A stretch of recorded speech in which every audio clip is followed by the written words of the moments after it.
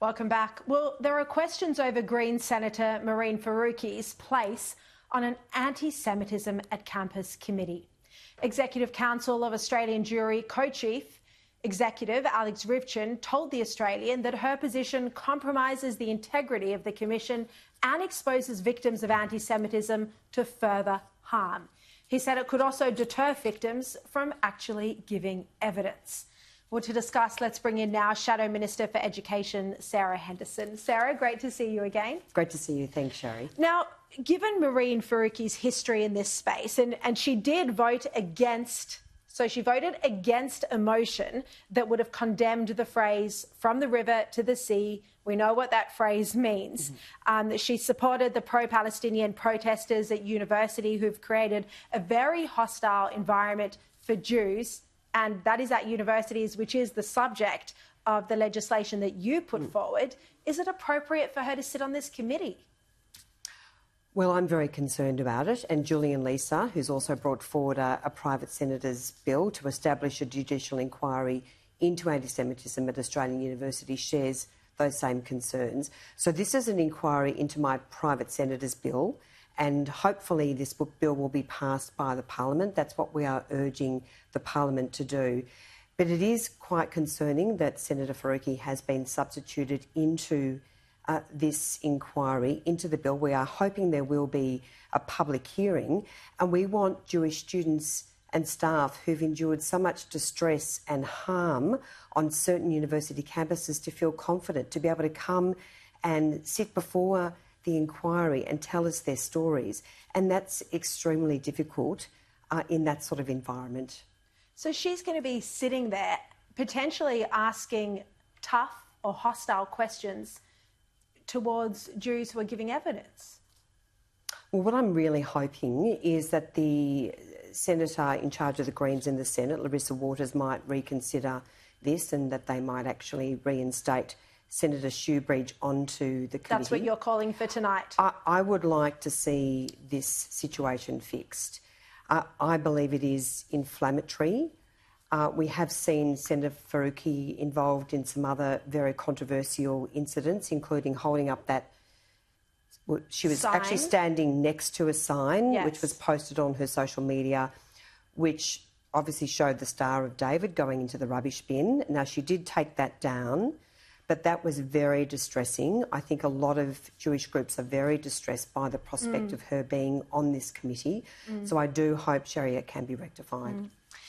Now, I'm going to bring now an exclusive update to a story that I broke earlier in the year. That story was that Tel Aviv University officials were locked in a room with pro-Palestinian activists at the University of Sydney. So the University of Sydney security officials actually locked Tel Aviv University officials in the same room as pro-Palestinian activists.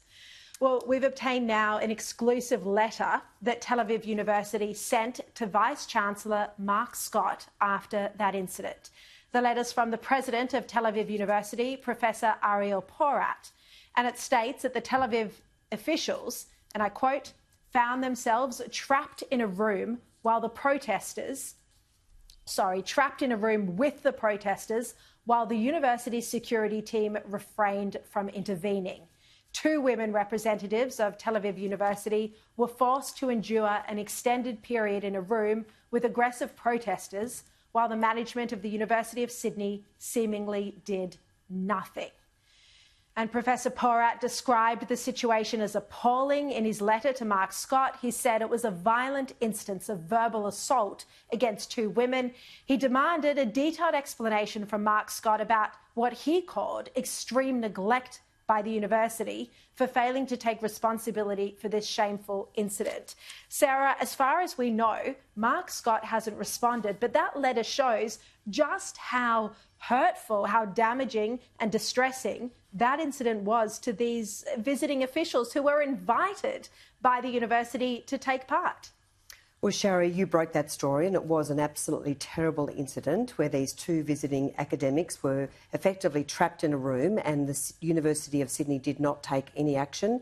Security guards were outside, and as the president of Tel Aviv University has said in his letter to Mark Scott, this is an example of extreme neglect by your university.